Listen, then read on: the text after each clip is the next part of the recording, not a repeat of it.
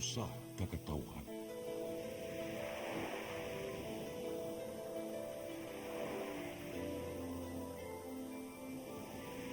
Cebu Catholic Television Network.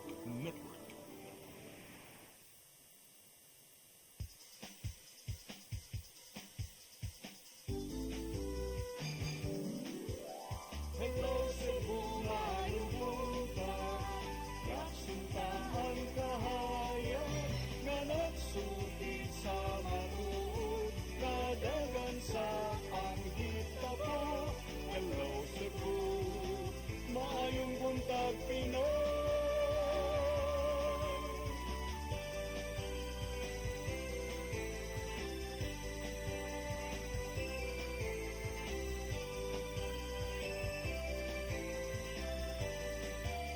Ang kalutungan sa mga katawhan.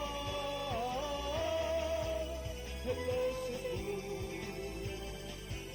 hello Cebu, maayong buntag Pinoy, maayong buntag Pinoy, maayong buntag Pinoy.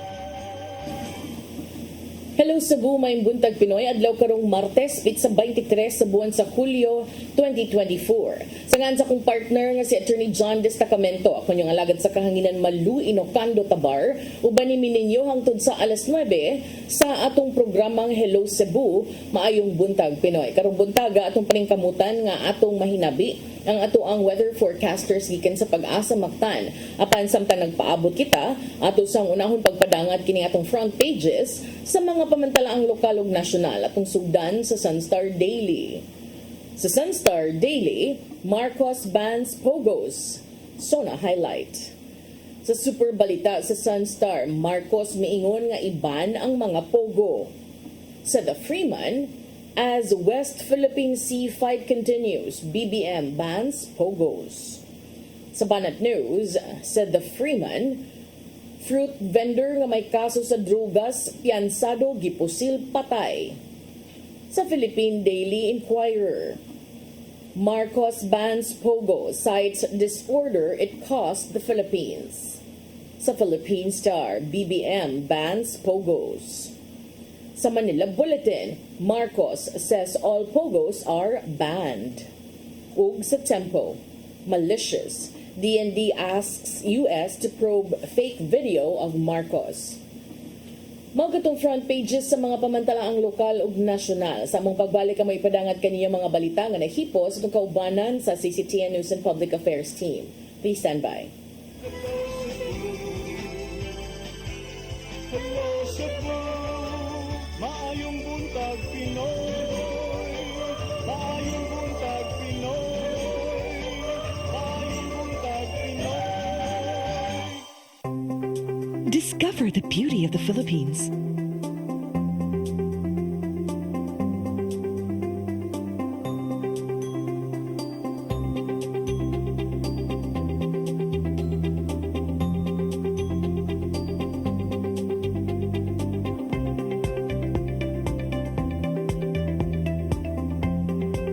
With Philippine Airlines, the country's flag carrier.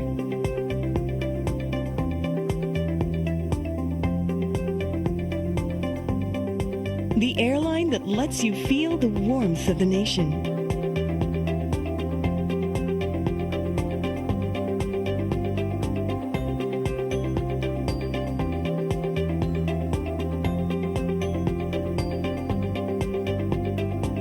Mabuhay!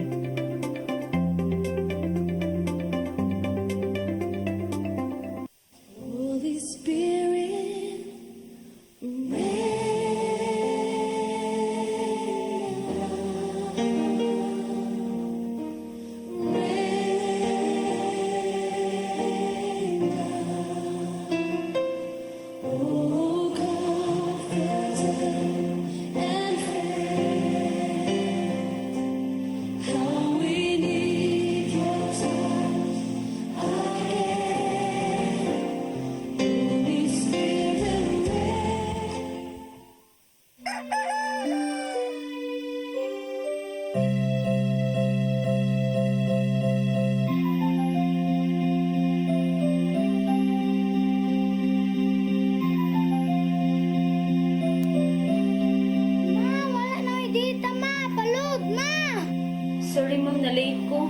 mangita pa mong para internet sa kong anak, ma'am.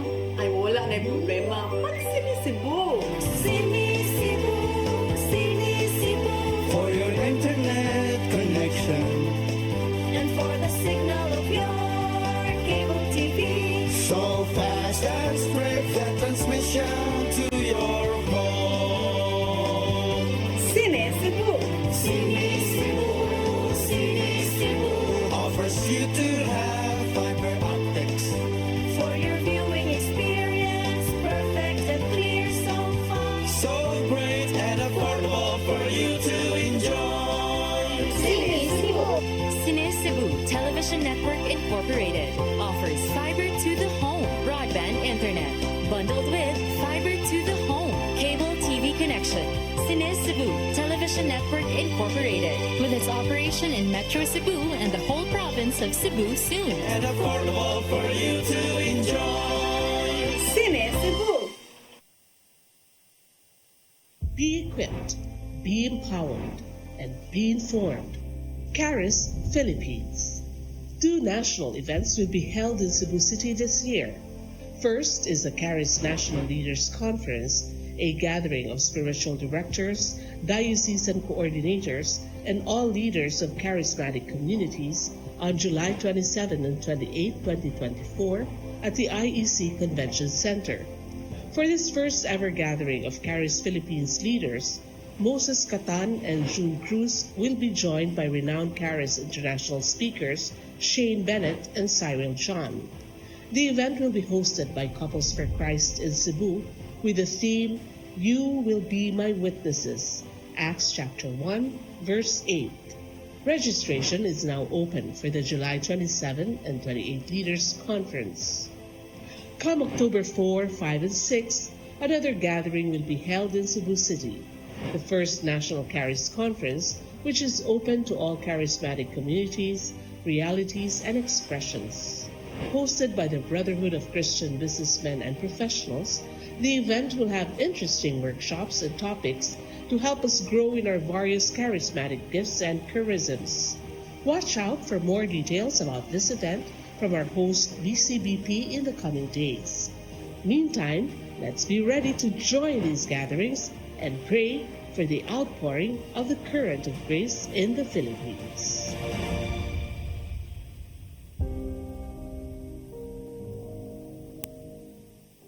Hello Cebu,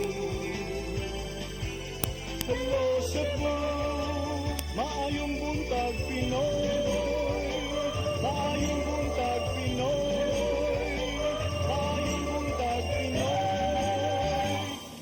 Balik sa Hello Cebu, may buntag Pinoy ug karon sa atong mga balita. Nagunas to mga balita karong buntaga, House Speaker Martin Romualdez may pasalig nga mas paningkamutan sa mga kongresista ang pagpasar sa mga mahinungdanong balaod noon alang sa nasud. Kini ang gibutyag ato sa pagbukas sa third regular session sa ika-19 nga Kongreso kagahapon. Ang kasayuran ihatod ni Gia Navarro. Gibuksa ni House Speaker Martin Romualdez ang third regular session sa 19th Congress pinagi sa pasalig nga ilang ipasar ang tulo ka mga priority nga balaod nun ni Presidente Ferdinand Bongbong Marcos Jr. Usa na nini ang naibiling tulo gikan sa 28 ka mga bills gikan sa Legislative Executive Development Advisory Council kon LEDAC nga mao ang Long-Term Lease Act sa mga foreign investors. Laki pusab nini ang mga pag-amendar sa Agrarian Reform Law ug EPIRA kon Electric Power Industry Reform Act. Mipasalig si Romualdez nga tun-an og sukit-sukiton ang mga balaod nun alang sa legislative agenda sa presidente o pagtubag na usab sa mga suliran sa nasod. Giila usab sa liderato sa Kamara ang pagpasal sa mga mahinungdanong balaod nga bago lang napirmahan ni Marcos Jr. sama na lang sa New Government Procurement Act. Among balaod nun, naninguhang mas mapadali pa ang procurement kung pagpalit o mga gamit aron gamiton sa mga proyekto sa gobyerno. Gisiguro usab ni Romualdez nga malakip sa 2025 national budget nga mobalor nga to sa 6.35 trillion pesos ang baratong pabalay, agrikultura, education o guban pa mga programa alang sa katawhan. Mipasalig usab ang House Speaker nga mahatod mismo ang mga gitingwang balaod nun. Apil na ang gilawmang pagduso sa Certificate of Candidacy sa May 2025 election nga may tabo karong first week of October. Gian Navarro, CCTN News. Arsobispo Jose Palma mitataw nga tiunay ang kampanya batok sa pagpatuman sa diborsyo sa Pilipinas. Samtang gipangandaman sa Archdiocese of Cebu ang ipahigayong prayer rally batok sa divorce karong Sabado. Mubalik si Gia Navarro. Gitataw ni Cebu Archbishop Jose Palma nga tiunay ug adunay tinguha ang kampanya sa Archdiocese of Cebu batok sa paglegalize sa diborsyo sa Pilipinas. Kini ang nimong depensa human na mahayag ang nangamahan sa Absolute Divorce Bill nga si Albay Representative Ed Selangman nga may patigbabaw matud pa ang religious hypocrisy sa pagpakigbatok niini. Nasabtan hinuon sa habig sa simbahan ang sentimiento sa mga politiko bahin sa ilang gikabalak ang pagpasar sa maong balaod This too is a wonderful expression of our faith. That we are the people who believe that manifesting this faith in a worthy and noble cause is an excellent sign of manifesting or proclaiming our Christianity. Sukad nga napasal sa Kongreso neto Mayo ang Absolute Divorce Bill. Giingusgan sa Archdiocese ang iyang kampanya batok diini. Sama na lang sa paglakbit sa iyang primer matag wali o pag-ampo sa iyang Oratio Imperata matag Sunday Mass. Dungan usab silang signature campaign nga gilusad sa matag parokya. As of Saturday, July 20, ana sa dili mo menos 160,000 ka mga Katoliko ang namirma batok diborsyo. Gikatakdang dadon ang mga nahipos ka pirma karong Miyerkules sa Senado. The voice of the people and the process itself sa signature campaign is already an educational and a conscience formation process. Gipangandaman sa Archdiocese, ilabi na sa Commission of Family and Life ang ipaigayong prayer rally batok divorce karong Sabado, Hulyo 27 sa hapon. Sugdan kini sa ka prosesyon gikan sa Fuente Osmeña Circle sa alas 3 sa hapon ug tiwason sa Sakasantos nga misa sa alas 5 sa hapon sa Basilica Minore del Santo Niño. Panguluhan namang kon celebrated mass ni Arsobispo Palma ug mahimong makasalmot ang publiko. Nakigalayon ang mga kaparian sa kapulisan sa Dakbayan sa Sugbo alang sa ipatumang seguridad. Sila sa pag-cooperate niya. We are so thankful to the government officials na ni sanong gitaon sa mahangyo na unta natabangan para mahimong peaceful ang atong rally. Karong isgutan sa Senado ang gidusong diborsyo, hugot ang pagtuo sa pagpamasin sa Archdiocese of Cebu nga madungog ang ilang pag-ampo.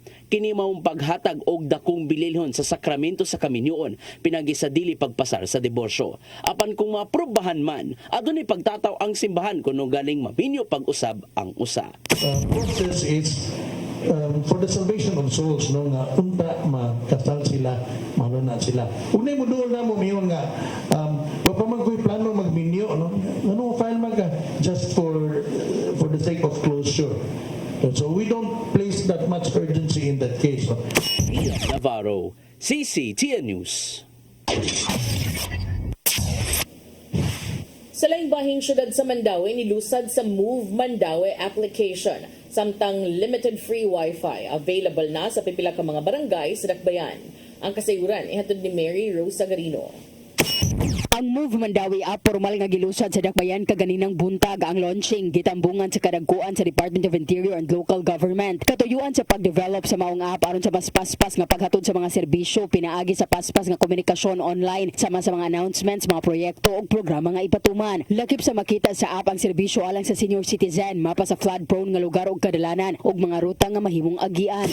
Syudad o kahit sa mga nasa ibang bansa, pwede nilang magamit itong apps. Kaya itong apps na ito ay malawak ang mararating at yung serbisyo ng Mandaue Local Government ay mas magiging mabisa. Lalo-lalo na sa pagtulong sa mga kababayan natin na nangangailangan. We're very happy. This is actually very inspiring for the city of Mandaue and for the different cities and municipalities all over the country if they can replicate this kind of feat. Because it easily connects the governance to the people in all their issues, in all their concerns, matters that affect their daily lives, and so that the governance, the leadership of the local government, the LGU, can easily find solutions. Ang Move Mandawi app magamit usab aron makakonect sa libreng Wi-Fi. Unlimited free Wi-Fi available na sa 7 ka barangay sa Mandawi, lakip na ang barangay Alang-Alang. Gipaning kamutan sa dakbayan nga mahuman og instalar ang free Wi-Fi sa tanang 20 city ka barangay ug public spaces karong tuiga. Ang free Wi-Fi nga lakip sa tingwa sa Mandawi isip Smart City giingong makatabang sa mga residente sa ilang trabaho, pag-eskwela o matag adlaw nga kalihukan. Kini gipatuman sa pagpakigalayon sa pribadong kumpanya. Primary trust niya or ang primary purpose talaga is to if not eliminate, at least to minimize the digital divide. Kasi alam naman natin, marami tayong kababayan na unserved and underserved pa in terms of technology, especially yung connectivity, internet connectivity. Ang talagang pinaka purpose namin dito is to have an affordable alternative for the existing na mga Wi-Fi or mga internet connectivity natin ay binibigay ng mga ibang providers. Ang app mahimong ma-download sa Google Play Store alang sa Android users. Mary Rose Sagarino, CCTN News. Sa laing balita, rubberized track oval sa Cebu City Sports Center mahimong gamiton sa publiko sugod karong adlaw Martes. Samtang ayuhon ang mismong oval, inighuman na sa Pasigarbo sa Sugbo karong Agosto. Ang kasayuran ihatod ni Gian Navarro. Pagkahuman sa palarong pambansa 2024, may mong gamiton sa publiko ang kontrobersyal nga rubberized track oval sa Cebu City Sports Complex sugod karong Martes, Hulyo 23. Kining gipaybaw ni Acting Mayor Raymond Alvin Garcia human siya nakigsabot sa mga sakop sa gikuang contractor nga SBD Builders. Matudya nga kung ipaubos dayon sa major repair ang pagpaayo sa oval, maapektuhan hinuon ang mga kalihukan nga mahitabo sud sa venue ilabi na karong Agosto. Mahitabo ang Pasigarbo sa Sugbo karong Agosto 25 sapon da mismo sa Cebu City Sports Complex alang sa Ritual Showdown. Samtang ang repeat performance og awarding mahitabo sa pagkaugma Agosto 26 adlong Lunes. We close it for major repairs. So na yung mga areas nga lang katon yun nila ilang i-replace o bago. Now, I don't know how long that will take, but when the time comes nga mag-major repair na, sirado na gid ang oval. Sa nanglabay nga mga simana nimong issue ang na-renovate lang nga track oval tungod lang sa mga pagburot ganito mao ingon man ang wala masakto nga sukod nga dala sa iyahang lining. Dili pa sa batataw ni Garcia kung unsa man ang gidugayon sa mismong pagpaayo sa track oval. Ang moabagar sa major repair mao ang contractor nga SBD Builders tungod sa nakitang back job. At no expense to Cebu City Government. Back job. Di ba kung nila tawag, no? Back job. Contractor na bala. Samtang pa sa city government ang mamaymong langatan sa renta sa mga pasilidad sa sports complex o gisuta pa kung patasan pa ba ang iyang bayranan o dili. Ilabi na nga ang sagad sa mga gamit sa sports complex bag-o na human sa kapin usa ka tuig nga rehabilitasyon. Gian Navarro, CCTN News. Sa atong katapusang balita, gipahunong ni Lapu-Lapu City Mayor Junior Dahong Chan ang operasyon sa usa ka floating cottage sa Olango Island. Di na disgrasya og namatay ang usa ka turista. Mga detalye sa report ni Crystal Joy Felerca. Temporaryo nang gipahunong ang operasyon sa usa ka floating cottage sa San Vicente, Olango Island, Lapu-Lapu City kung asa na disgrasya ang usa ka 43 anyos nga turista gikan sa Cagayan de Oro nga niresulta sa iyang kamatayon. Kinihuman nga giservan ni Lapu-Lapu City Mayor Junior Dahong Chan og cease and desist order kagahapong adlaw ang maong floating cottage. Base sa inisyal nga investigasyon ni Police Chief Master Sergeant Erwin Suson og sa mga naka-duty nga mobile responders sa pagsuway sa maong biktima sa jumping balloon, imbis nga sa dagat kini mutug pahuman sa iyang pag-bounce, ni balik kini og tugpa sa jumping balloon og naguna ang ulo niini og dayon nahug sa dagat. Dili kining gisawom sa usa ka staff og matud niya nga nakastorya pang biktima nga sakit ang iyang liog. Nadala pa kini sa Santa Rosa Community Hospital apan girefer kini sa Chongwa Hospital og gibalhin na usab sa Vicente Soto Memorial Medical Center. Apan alas 6:30 sa gabi niadtong Biyernes, Hulyo 19, gideklara sa attending physician niini nga nakabsa na og kinabuhi ang biktima. Dungan sa pag-serve sa cease and desist order, gisusi na usab sa mayor ang maong floating cottage og gisuta ang pagkahitabo nahitabo sa maong insidente. Nasayran usab nga sa wala pa ni suway ang biktima,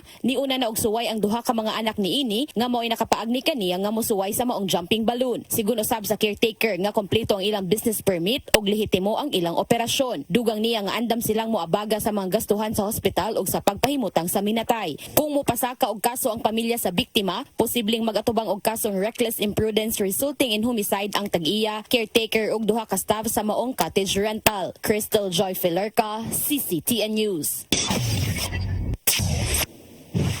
Mga katong mga balita nga nahipo sa itong kaubanan sa CCTN News and Public Affairs Team. Inyo katong nakita kagahapon sa itong mga balita sa Sayre 47. So di pa ta maghisgot og ubang mga local nga mga butang, attorney, at usang unahon og hisgot katong nahitabo nga SONA kagahapon. Did it meet your expectations? Yes, it met my expectations, partner, and so far as ang katong mga expected nato nga mga iyang tukion nga big issues, sama sa West Philippine Sea, sama sa POGOs, and sama sa inflation, at least atong iyang na-highlight na underscore sa iyang SONA para nako. So it met my expectation. As to whether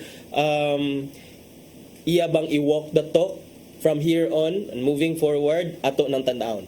Yeah, but I'd like to say that was a good start. It was a good SONA for me because without being humbug about it, he was able to assert sovereignty over kining mga kagubot sa China. Ug niingon siya, I like what he said nga, dili lang kita unta kutob lang sa mga diplomatic protests. We should go beyond filing aning mga just filing of the diplomatic protest, but dili siya hinambog, dili siya kanang sulungon ta mo diha, maggubton ta ni, dili ingon ana nga delivery. So kanang I liked it kay kanang nakaingon ta nga nagkuan siya, nagmugna siya og kanang stance nga kana bang ma-credit nga to niya, but at the same time mas daghan ang nipakpak sa iyahang pagdeklara nga sugod karon. Human nga ning pogo. So atong paminawon ang tipik sa iyahang pamahayag, no, kay murag si Rodel ganahan kaayo. Kasi kanira ba si Rodel Duterte ba kay ni kani adto, no? Iya gyud ning gipakigbisugan, pero karon basig na usab na iyang kasing-kasing taliwa sa pagbuwag aning unit team, aray na siguro ni siya ningon siya na kuno siya giandam. Atong paminawon del ba imong giandam del? Have now become potent subjects and products of a nation's tourism. This is an imperative, and that we must elevate and expand our understanding of the one town, one product, or OTOP concept. It must not inhibit, but rather it must inspire. We must not rest content to have just one. Rather, we must seek the optimal number of high-quality products and services which at the same time share our community's distinctive history, traditions, and talents. Filipino creativity and ingenuity will enliven and unlock the as-yet untapped potential of these new facets of Philippine tourism. Sa ating mga OFW, ayon sa datos ng Bangko Sentral, mahigit 37 bilyong dolyar ang naipasok sa bansa ng ating mga OFW noong nakalipas na taon.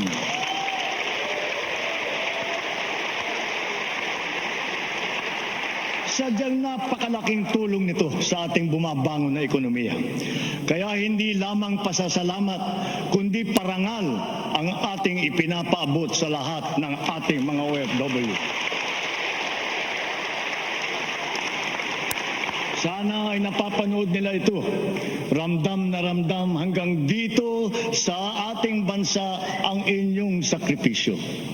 Through vital partnerships with like-minded states, we have been able to promote our mutual interests, resulting not only in investments here and our strengthened national security, but also in quality jobs for our nationals seeking foreign employment. Through intense Philippine lobbying, the United Nations has adopted the resolution on promoting and protecting the enjoyment of human rights of seafarers. This will ensure their safe and decent living and working conditions at sea, a human rights imperative.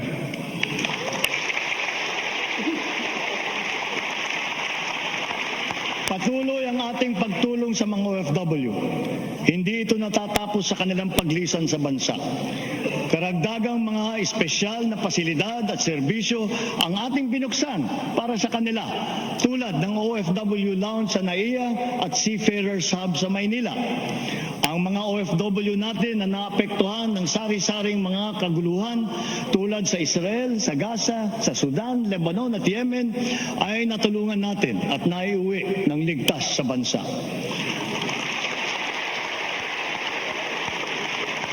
Gayon din ang naging pagtulong natin sa mga kababayan nating nasa lanta ng kalamidad at krisis tulad sa Taiwan at sa New Zealand. Hanggang sa kanilang pag-uwi, buong puso ang ating pagtanggap at paglingap. Ang nagbabalik-bayang mga OFW kasama ng kanilang pamilya ay sinusuportahan nating mabuti upang maging maayos ang kanilang bagong simula dito sa bansa para makakuha ng magandang trabaho o di kaya makapagtayo ng negosyo. Kaugnay sa aking naiulat noong isang taon, sinimulan na ng Saudi Arabia ang pamimigay ng tseke sa ating mga trabahanteng nawalan ng trabaho doon. Unti-unti, ang ating mga naapektuhang OFW ay nababayaran na. For this, we convey our sincerest gratitude to the Crown Prince of Saudi Arabia and the Kingdom of Saudi Arabia.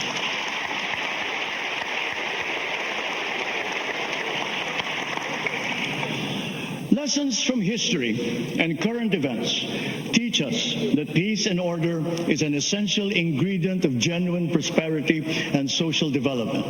This is the path that we choose to take. Despite difficulties, despite our diversity and differences as a people, we are joined together by a unique history and have constantly invested our energies and resources in strengthening the pillars of peace. Our police, military, and Coast Guard undergo continuous capacity building and asset upgrading so that they are better able to preserve the peace and defend our territory. We have noted an overall decrease in crime rate and an improvement in crime solution efficiency. But this is not enough. This is not enough. Our law enforcement need to continue to earn the trust of our people. The strong pillars of our criminal justice system, especially in light of the new rules on criminal investigation and our independent judiciary, function in unison. In tandem with the justice system, COA's audit mechanism works in harmony with our transparency and open government initiatives. All in all, these successfully foster a culture of accountability that curbs corruption in government. With the newly enacted Republic Act number 12009 that I signed just last Saturday, government procurement will be modern and innovative, more streamlined and efficient, and truly at par with global best practices.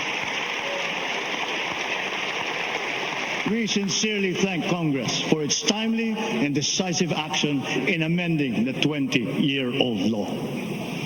We have come a long way in our quest for a lasting and inclusive peace. No guerrilla fronts remain active across our country today. Only 7 weakened groups remain to be dismantled, and they are the subject of focused operations. But along with the assertion of government might, we also offer peace, community development, and reintegration programs for those who have returned to the fold of the law. Through a comprehensive and transformative approach, we have rebuilt not only lives, but also conflict-affected communities.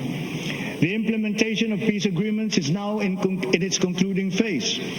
Former combatants now live peaceful and productive lives in their respective communities. Some of our former rebels are now absorbed into the AFP, serving in the defense of the Republic, while others are now part of the PNP BARM. Government will honor and fully comply with its remaining deliverables and commitments under these agreements.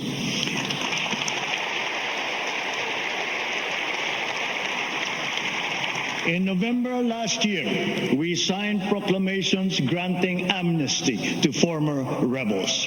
A month later, and then in June of this year, the House of Representatives and the Senate issued their respective resolutions concurring with these amnesty proclamations. that Congress is one with us is a testament to the whole nation's sincere desire for peace. In such a short period, the BARM has impressively established a strong foundation for its progressive autonomous social development. Investments continue to pour into the BARM. Last year, investments in the region increased by 140% year on year.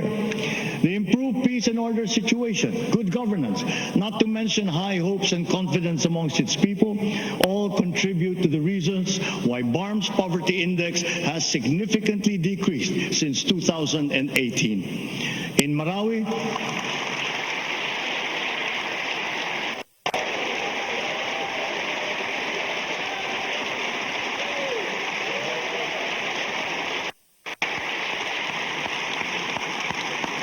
on the fight against dangerous drugs, our bloodless war on dangerous drugs adheres and will continue to adhere to the established 8 E's of an effective anti-illegal drug strategy.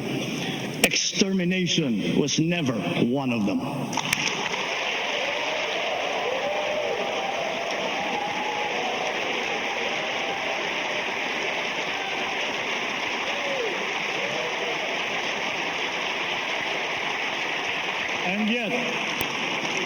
And yet, in more than 71,500 operations, it has resulted in the seizure of more than 44 billion pesos worth of illegal drugs and the arrest of more than 97,000 drug personalities.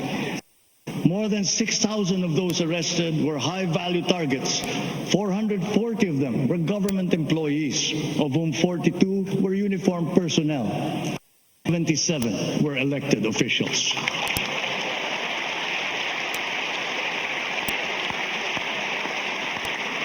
So to further paralyze their operations, dirty money and assets worth more than 500 million pesos have been frozen and preserved. With strong case build-up and efficient prosecution, the drug conviction rate is at a high of 79%.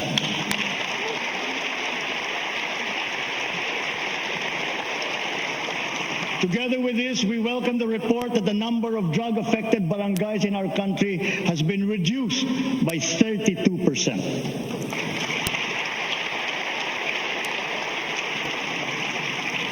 In our international relations, we have faced challenges to our territorial sovereignty, and we will assert our rights and interests in the same fair and pacific way that we have always done.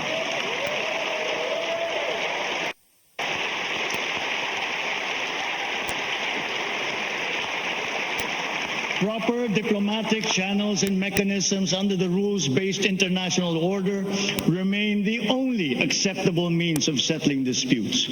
Peace and community building will always be our clarion call, especially when the country serves as chair and the host of ASEAN Summit in 2026. We continuously try to find ways to de-escalate tensions in contested areas with our counterparts without compromising our position and our principles. I know that our neighbors too are doing their best to make this work. The Philippines cannot yield. The Philippines cannot waver.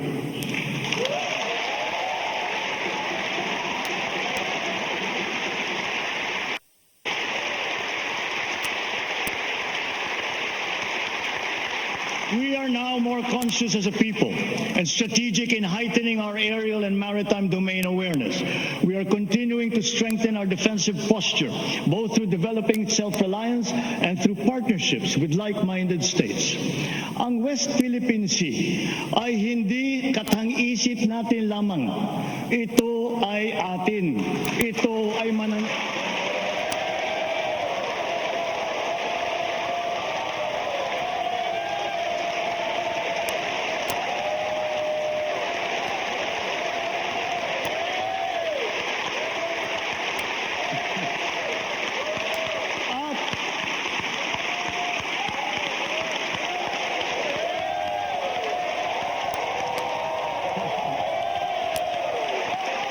ito ay mananatiling atin hanggat nag-aalab ang diwa ng ating minamahal na bansang Pilipinas.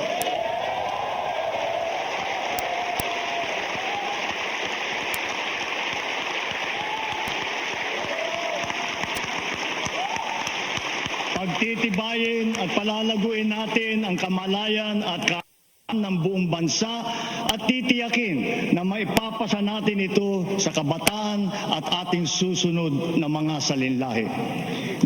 Maritime zones and archipelagic sea lanes make sure that this intergenerational mandate, this duty, will firmly take root in the hearts and minds of all our people.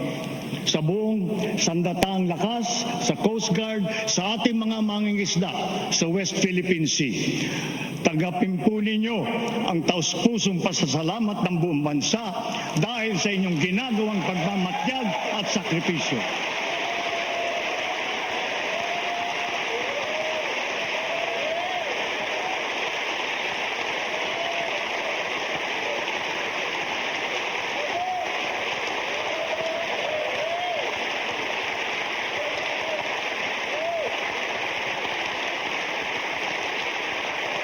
Strong economies in our region.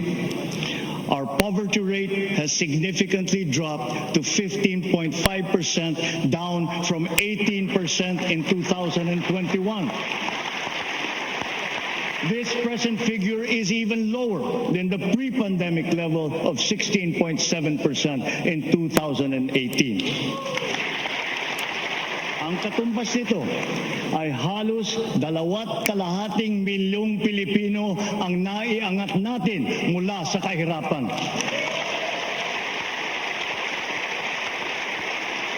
Kasabay nito, nabawasan ng lagpas 1,700,000 ang bilang ng mga Pilipinong walang sapat na pambili ng pagkain. Patuloy natin pagsisikapan na marami pa tayong maiaahon mula sa kahirapan. To sustain the country's economic gains, we are promoting investment-led growth. We have set in motion policies and programs to create an environment conducive for business to thrive, like reforms in the capital markets and implementation of green lanes. As a result, we have green lanes certified, around 100 projects with a total investment of about 3 trillion pesos across the sectors of renewable energy, digital infrastructure, food security, and manufacturing.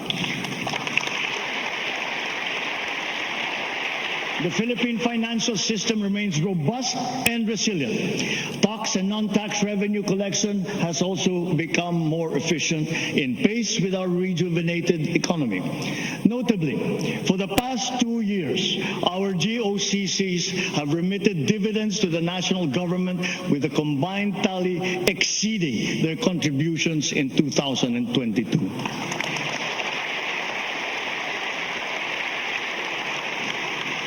To build on these, and guided by strong fiscal discipline, our proposed government budget for this year was crafted with utmost care, diligence, and meticulous attention.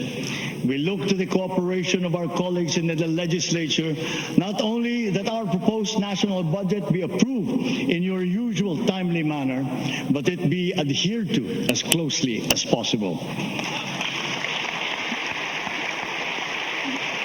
We expect all agencies to ensure that every centavo allocated will be judiciously spent for our urgent priorities and socially impactful programs. Mga kababayan, sa lahat ng ginagawa natin ito at mga gagawin pa, mataas ang aking kumpiyansa na malalampasan din natin ang hamon ng ating pinagdadaanan. Dahil ito ang pangunahing hinaing ng taong bayan. Hindi tayo titigil sa paglalaban sa kahirapan at sa paghahanap ng lunas upang maibalik sa normal ang presyo ng bilihin, lalo na ang bigas. At ngayon po, naririnig po namin ang malakas na sigaw ng taong bayan laban sa mga pogo.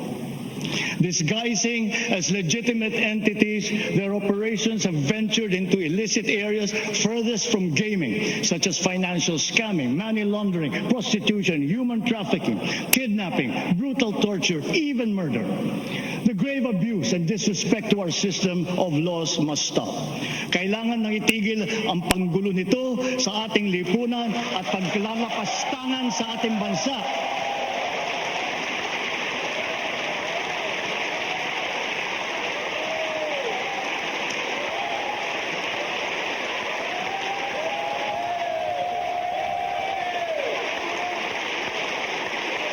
Effective today, all pogos are banned.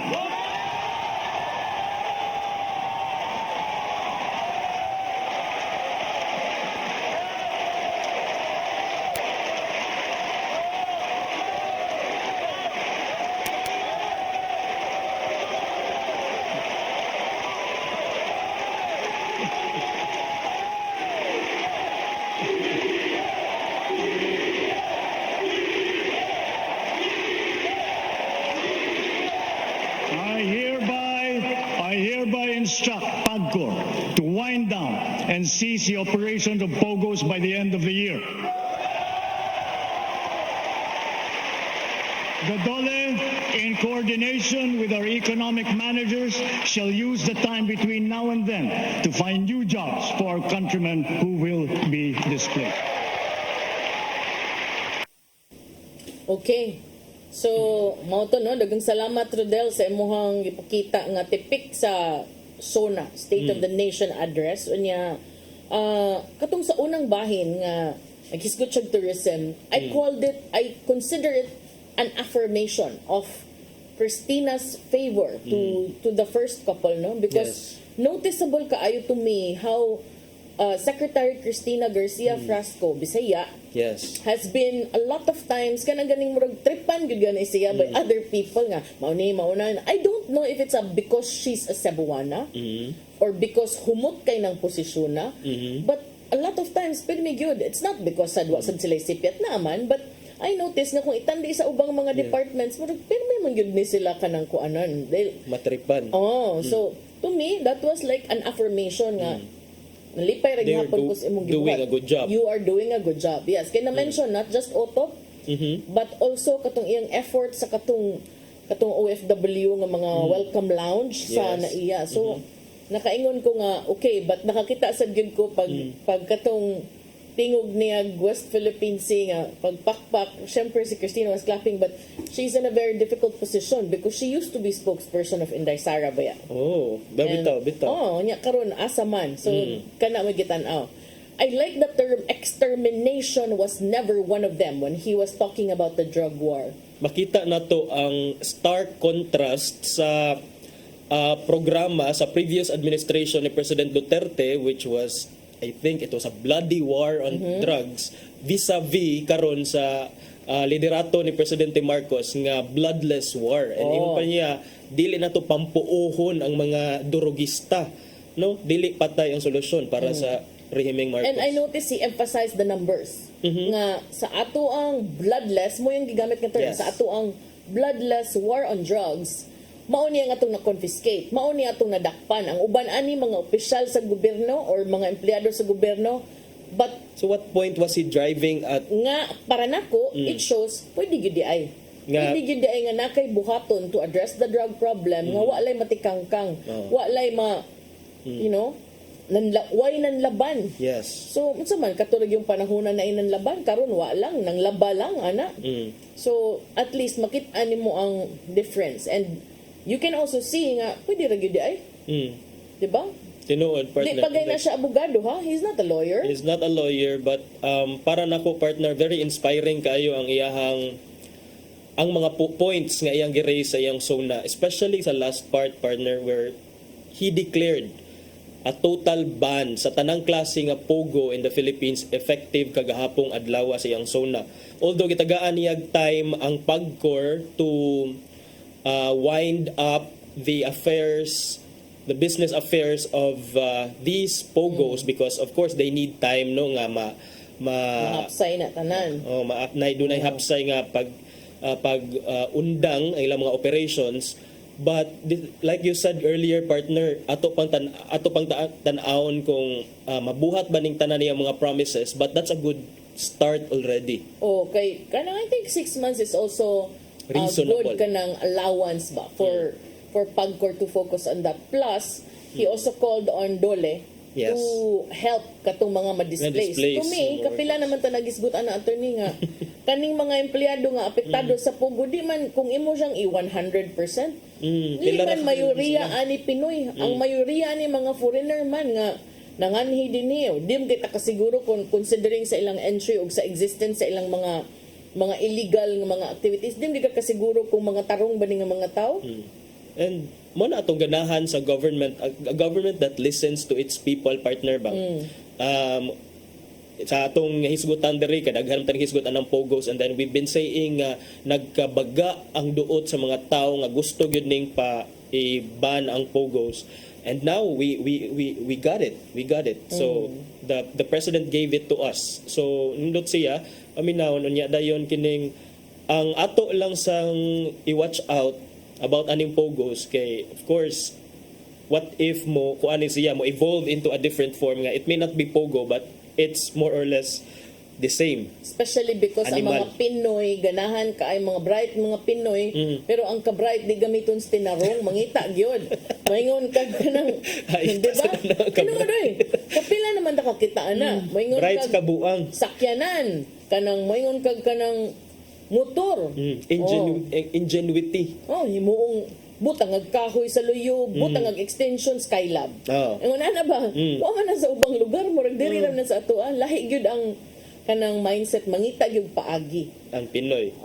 So kanang mga para-paraan ba, but this time firm ang presidente sa iyang pamahayag and nakaani ni og standing ovation ang iyang bloodless war against drugs, iyang baruganan sa West Philippine Sea ug kining sa Pogo. So niingon siya kini kunong pagban sa Pogo makasulbad sa daghan kay nasugatan nga problema sa Pilipinas, but it will not solve all of them. It was realistic, but it was also a firm stance on the issue.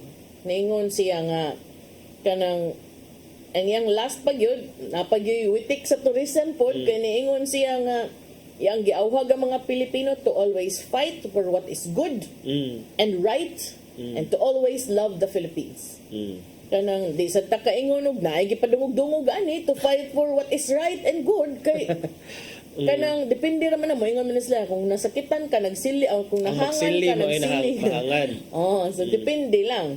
But kana sige, love the Philippines mo ba na slogan sa tourism nga nakaani sa dugdaghan kay mga pagsaway, di ba? Yes. So overall ang impression nimo partner sa iyang zona unsa man? Kung imong graduhan out of 10, kung out of, para nako mong good, dili mong good siya 6. Because the accomplishments were something that you should be expecting. Because you are already in office for 2 years. And 6, because to me, kining mga imong gipangsulti will always remain words kung inigabot sa panahon, di gyud ni mahikap, di ni matagamtaman, o di ni mahimong ka ng reality. That's right. Para sa nako, I'll probably give it an 8 because again, now that SONA is done, the more important thing we as a nation must atong tan-awon is will he be able to walk the talk? Kay kini for example sa West Philippine Sea issue ingon siya nga we should go beyond mere diplomatic protest, but so far wala tay klaro nga foreign policy kung unsaon gyud nato pag address ang tension with China. And then sa for example sa inflation niingon siya nga na nakatabang ang mga kadiwa centers at the height of the grabe nga inflation during last year padung sa first part sa 2024, but nahisgutan sa niya nga murag mag-import to og mga mag-import og mga bugas, but let's also not forget nga bag-o ra sad niya gisignan ang EO, I believe it was EO 63 nya kanang EO 63 iyang gislashan ang tariff sa mga imported rice. So what does it mean? It will also mean nga people will now resort to imported rice because they're cheaper, but what does it mean to our mga farmers?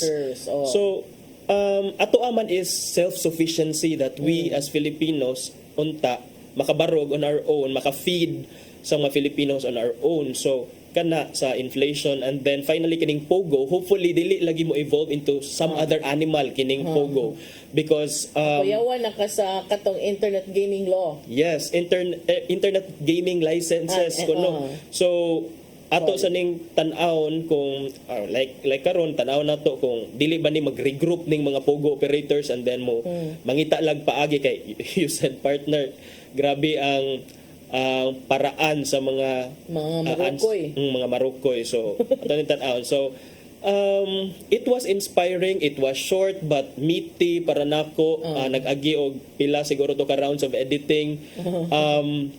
But at the end of the day, kung dili na nato dili ta makakita og concrete nga dili to ma-concretize into actions and measures. Pabilin lagi to siyang kuan. Sweet talk. Si Piat Deco, 6 akong pasabot sa accomplishments. SONA, when you say SONA is the State of the Nation Address, I think I'd give it an 8 because number 1, I appreciate the clarity. Yes. Number 2, I really appreciate nga way balikas. I love nga way balikas. Makakuan ka ba? Makakita ka nga. Pwede na gid ka mo deliver og mensahe and emphasize a point without having to resort to ad hominem attacks or not even resorting to kanabang name calling and bad words. Especially in the light of events in Cebu yesterday nga naabot sad sa nitigi sa SONA diri sa Cebu about gender issues. I appreciate nga kanang ako uyon gid ko na attorney nga lalisa ko kutob sa imuhang madak lalis lang tag kanang kumbate pero kung moabot na gid kag mga personal attacks na wa na relationship sa kuan that's a different thing. And I also didn't like nga na mga nagpagawas og mga deep fake videos. I mean, 'di ba? Yes, kanang mga deep fakes. And so it was the first time that I really sat and watched the president act, to be honest. And nakita na ko nga charismatic man si President Marcos. He reminds me very much of his father. Kaya ako interesado mo ko sa history partner na because the dad was very brilliant. Yes, the dad was very brilliant, and then nag-speech pa ito many times ago was in front of the US Congress, the first Filipino president to have done so.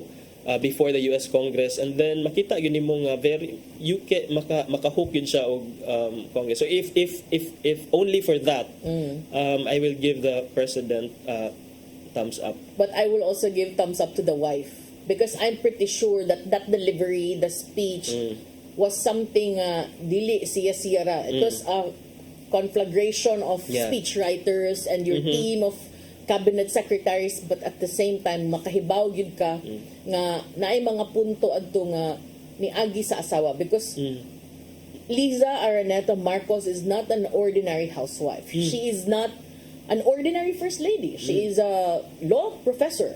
And I heard nga mayo siya, and even karon nga first lady na siya, nakadungog ko nga nagtudlo pa na siyang klase dito sa Iloilo. So makaingon ka nga he is not a lawyer, the president, but naa siya inputs, and I'm sure nga kanang kudos sad sa iyang team and his family. So, ito nang atangan, maura gyapon magpabilin siyang SONA kung wala siya kanang mga epekto later on nga makaingon tang tinuod na. So, SONA lang sa taron. Yes. Atong paabuton ang tinuod na nga mahitabo after sa SONA. Okay. Yeah. Wa naman tayo oras di. Wa naman tayo oras. Napupus na at sang ipadangat ang giandan ni Tatay Dodong ani ang pulong ug kinabuhi.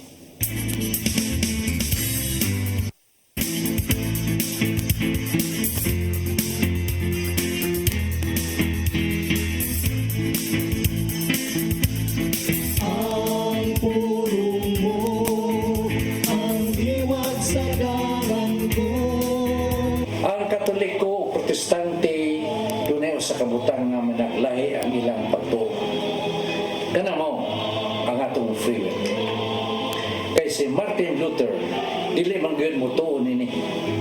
Kay alang kaniya, faith alone is sufficient for salvation. Kitang mga Katoliko, mutuo nga kita gihatagan og free will sa pagpili sa maayo ug sa dawtan. Kini mao ang labing dakong gasa sa Ginoo kanato. Mainungdanon kayo ang atong pagpili sa hustong desisyon. Kay sa Deuteronomio 30:19 nagingon, gihimo akong saksi karon ito pagangita nga kamo ipapili ko sa kinabuhi o kamatayon, sa panalangin o sa katalagman. O sa pilihan ninyo ang kinabuhi aron kamo ug ang inyong kaliwatan mulungtad. Klaro kayo din asa sa free will mo'y muila kung unsang matanga sa kinabuhi ang atong gustong puyan. Gimo kita sa Ginoo nga sama kaniya busa angay usab nga ang iyang mga kinaiya nga mo'y atong sundon. Maigsoon mo kini ang pulong nga naghataw giya sa atong kinabuhi. Magampok kita. Lagi itong lamahan, salamat nining gasa sa free will nga imong gihatag ka naman. Unta makamaw kami mong gamit nini kay mahinungdanon kayo nga ngamong kinabuhi magagad sa imong kabubuton. Amen. Sa samahan sa anak ng Espiritu Santo. Ang pulong mo, ang iwat sa dalan ko.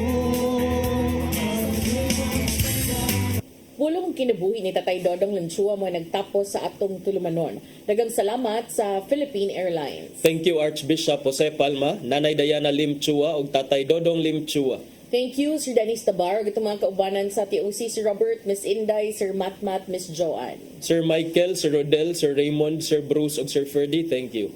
Daghang salamat sa iyong papakiguban. Ako si Malu Inocando Tabar. Ug ako si Attorney John Destacamento. Magkitatagbalik ugma sa itong programang Hello Cebu, Mayong Buntag, Pinoy. God bless us all.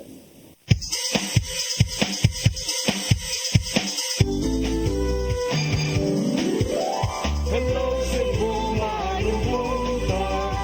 Nagsunta ang kahayag nga nagsulit sa matuod kadagan sa Usa ka pagtuo, usa ka tingog, usa ka katawhan.